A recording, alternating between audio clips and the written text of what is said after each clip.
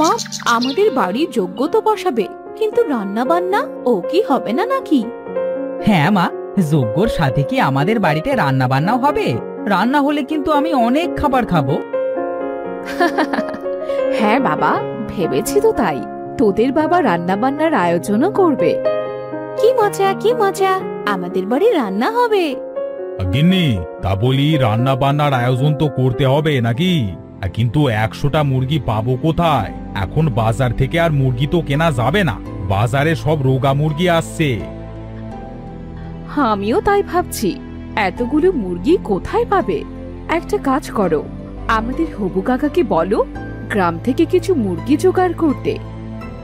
আচ্ছা ঠিক আছে, আমি হাবুকে এখনই ডাকছি।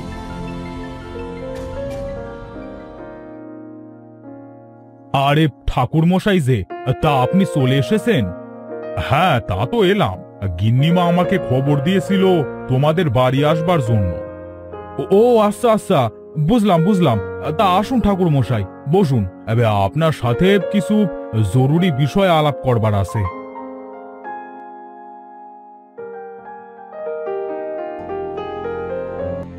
তা কি করতে ডেকেছো আমাকে? তাড়াতাড়ি বলো, বাড়িতে আমার একটু কাজ আছে। বলছি, দুদিন পর তো আমাদের বাড়ির যজ্ঞ, তা কি কি লাগবে বলেন তো? রান্না বান্নার আয়োজন তো করতে চেয়েছিলাম, কিন্তু সেরকম রান্না করার লোক খুঁজে পাচ্ছি না। এসব নিয়ে তোমরা এত ভেবো না, আমি দুদিন পর সময় মতো তোমাদের বাড়িতে এসে হাজির হব। আচ্ছা ঠাকুর মশাই, আপনি এবার আসতে পারেন।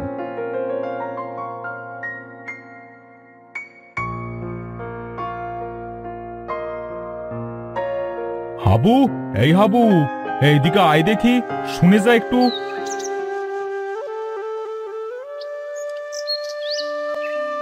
কি হয়েছে জমিদার মশাই, আপনি আমাকে ডাকছেন কেন?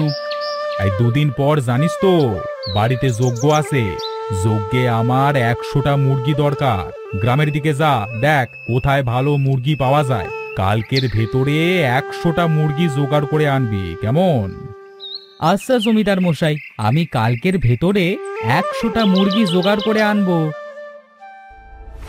জাত মেরেছে গো, মুরগি তো আমার বাড়িতেই আছে, কিন্তু জমিদারকে সেটা বলা যাবে না।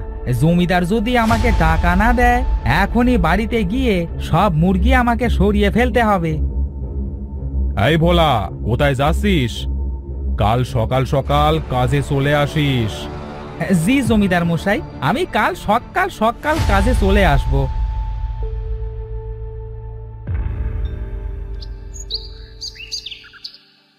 বউ, ও বউ, বাড়িতে আসো নাকি? কি হয়েছে, ডাকছো কেন? তুমি কি চিল্লানো সারা আর কিছু বসো না নাকি? চিল্লাই কি আর সাধে? এই দুদিন পর জমিদার বাড়িতে যজ্ঞ আছে, জমিদারের 100টা মুরগি লাগবো। এই কাল হাবু মুরগি খুঁজতে আসবে, আমাদের মুরগিগুলো তাড়াতাড়ি সরিয়ে ফেলতে হবে গো। কিন্তু কেন? আরে জমিদার কি টাকা দেওয়ার লোক নাকি? কত মাসের বেতন বাকি রাখে তুমি জানো না? যদি মুরগি নিয়ে টাকা না দেয়। ঠিকই তো বলেছো, কাল মুরগি খোঁজার আগে সব মুরগিগুলো ঘরে পড়ে রাখবো, আর আমি বাড়ি থেকে চলে যাব। এই ভালোই তো বুদ্ধি বার করেছো। এই কাল সকাল সকাল বাড়ি থেকে চলে যাবে তাহলে।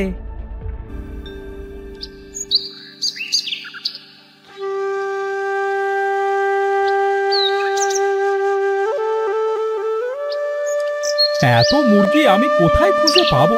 সারা গ্রাম খুঁজলাম, কোথাও তো মুরগি খুঁজে পেলাম না। আর কোথায় যাব? আমি চলতেও তো আর পারছি না। আরে এটা আমাদের ভোলার ছেলে না? এই খোকা, এদিকে আয়।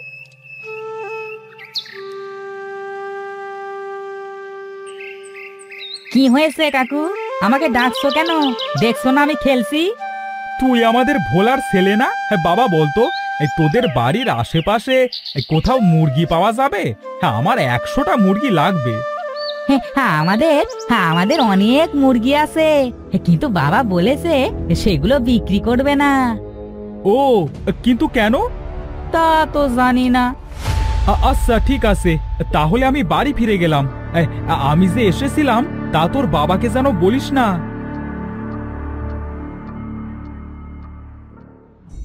ভোলা কেন মুরগি বিক্রি করবে না? জমিদারকে ভোলার কথা বলা যাবে না, তাহলে জমিদার খুব রেগে যাবে।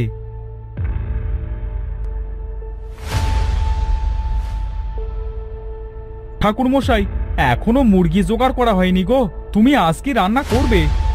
কি বলছিস কি? জমিদার এখনো মুরগি জোগাড় করতে পারিনি? তাহলে আর কি করা, আমি চলে যাই বাড়িতে। না না ঠাকুর মশাই, এখন আপনি বাড়িতে যাবেন না। আমাদের ভোলার বাড়িতে অনেক মুরগি আছে, জমিদারকে দিতে চাইছে না। কিন্তু কেন? ভোলা এখন কোথায়? ভোলা আছে, এখানে কাজ করছে আশেপাশে কোথাও। আচ্ছা, তুই ভোলাকে কিছু বলিস না, হ্যাঁ? দেখছি আমি কি করা যায়।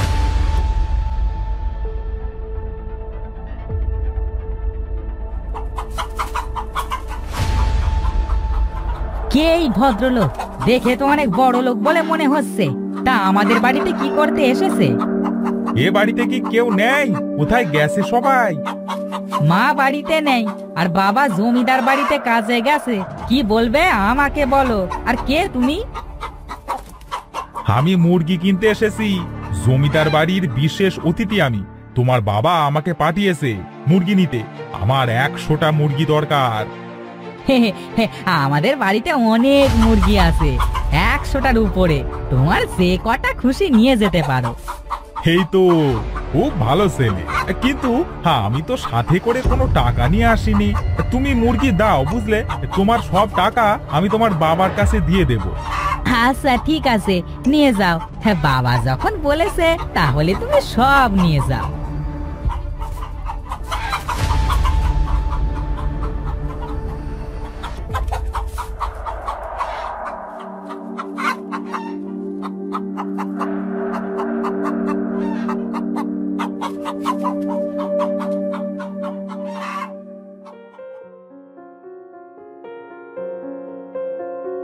বাবা, তোর কি খাওয়া হয়েছে?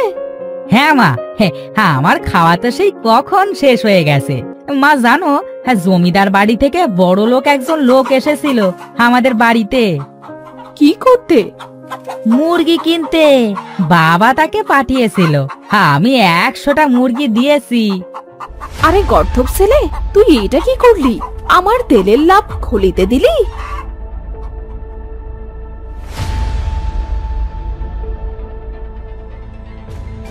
আরে ঠাকুর মশাই, অবশেষে আপনি মুরগি জোগাড় করে আনলেন। হাবুকে দিয়ে আর কিছু হয় না। আমি আর মুরগি আনলাম কোত্থেকে?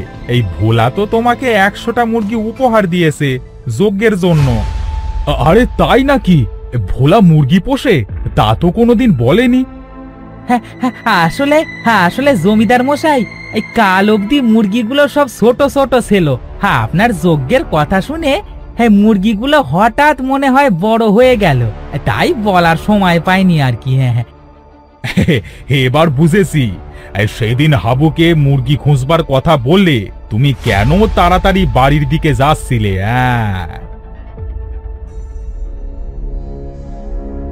এই চালাক ঠাকুর মশাই আমার মুরগির খবর পেলো কিভাবে? আর একে মুরগি দিলই বা কে? দেখি তো বাড়ি গিয়ে কে দিল ঠাকুরকে মুরগি। বউ, ও বউ, বউ! সর্বনাশ হয়ে গেছে গো। জমিদার বাড়ি থেকে কে যেন এসে আমার ছেলেটার কাছ থেকে ভুলিয়ে ভালিয়ে সব মুরগি নিয়ে গেছে। তোমার গর্ধব ছেলে কোনো কাজেরই না। এতবার করে মানা করে দিলাম, তারপরেও মুরগিগুলা দিয়ে দিল।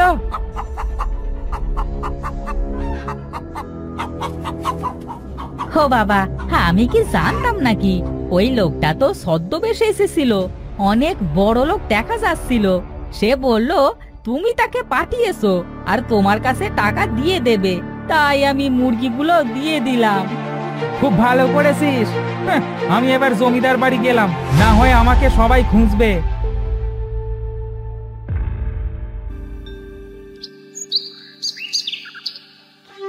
ঠাকুর মশাই, আপনার চালাকির বেশ প্রশংসা করতে হয়। ভোলার মুরগিগুলো তো চালাকি করে নিয়ে চলে আসলেন। যদি কেউ কোনো জিনিসে কৃপণতা করে তাহলে তার থেকে এভাবেই সেই জিনিস আদায় করতে হয়। আমি না মানে জমিদার মশাই, আমি তো দিতেই চেয়েছিলাম, কিন্তু মুরগিগুলা অনেক ছোট ছিল। বাবা, ও বাবা, কাল পর্যন্ত মুরগি তো বেশ ছোটই ছিল, আজ এত বড় হয়ে গেল যে। যাক, তাও ভালো, ছোট মুরগির মাংস কিন্তু ঠাকুমশাই বেশ সুন্দর করে রান্না করেছে।